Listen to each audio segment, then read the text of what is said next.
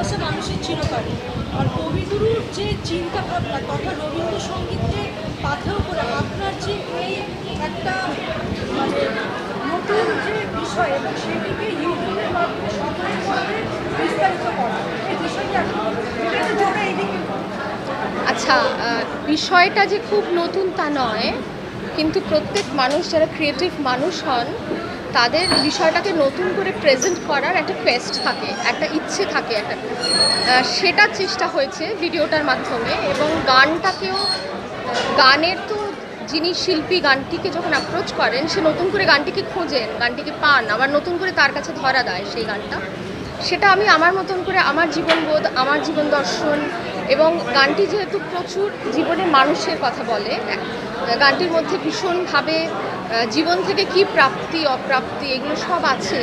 তো সেই ডাইকোটমিটা নিজের জীবনে কতটা আমরা মানতে পারি, কতটা আমরা সেইটাকে নিয়ে এগোতে পারি, সেই রসদগুলোকে নিয়ে সেটাই প্রেজেন্ট করা। মানে আমরা জীবনে মানুষদের হারিয়েছি যারা খুব ক্লোজ আমাদের ছিলেন, এবং তারপরেও আমরা অনেক মানুষকে জীবনে পেয়েছি যারা আমাদের হাতটা এসে আবার ধরেছেন। তো সেইভাবেই গানটা প্রেজেন্ট করা, তো সেটাই was the main motive. Definitely ভালো লাগছে, কিছু ভালো কাজ করতে পারলে তো ভালো লাগেই। আশা করি আমার তখন আরও ভালো লাগবে যখন সকলের এটা অনেক ভালো লাগবে, সবাই যখন সেটা পছন্দ করবেন। দর্শকদের কাছে কিছু বলার নেই, আমরা কৃতজ্ঞতাটা দেওয়া দরকার, কারণ আমার যেটা টিজার লঞ্চ ছিল সেই টিজার লঞ্চটা খুব সাকসেসফুল ছিল।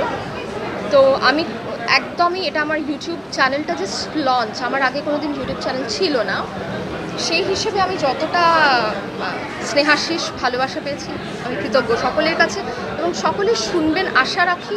কিছু ভালো কাজ তো ডেফিনেটলি আমরা শোনাতে পারবো। সুন্দরভাবে একটা মিউজিক লঞ্চ, এবং বলা যেতে পারে যে বর্তমান সময় ইউটিউব হচ্ছে একটা বড় প্ল্যাটফর্ম, এবং সেখানে যে রবীন্দ্র ভাবনাকে এগিয়ে নিয়ে যাওয়া এবং পৌলমী মজুমদার যিনি এই সঙ্গীত ভাবনাকে নতুন মাত্রা দিয়ে এগিয়ে নিয়ে চলেছে, এই বিষয় নিয়ে আপনার মনের ভাবনা কী বলবেন? রবীন্দ্রনাথকে নিয়ে খুব বেশি আমরা ভাবছি বলে কিন্তু মনে হয় না, তাহলে আমাদের এই পৃথিবীটার এই অবস্থা হতো না। এবং এখন পৃথিবীতে সবচেয়ে বড় যেটা সমস্যা সেটা হচ্ছে ভায়োলেন্স অ্যাক্রস দ্য গ্লোব, ঠিক আছে? এবার রবীন্দ্রনাথ হচ্ছে এমন একজন মানুষ যিনি কিন্তু who can be explored as a ambassador of piece, মানে সেই মানুষটাই কিন্তু শান্তির বাণী সারা পৃথিবী বলতে পারেন, সারা পৃথিবীতে তার সৃষ্টির মধ্যে দিয়ে, ঠিক আছে? এবং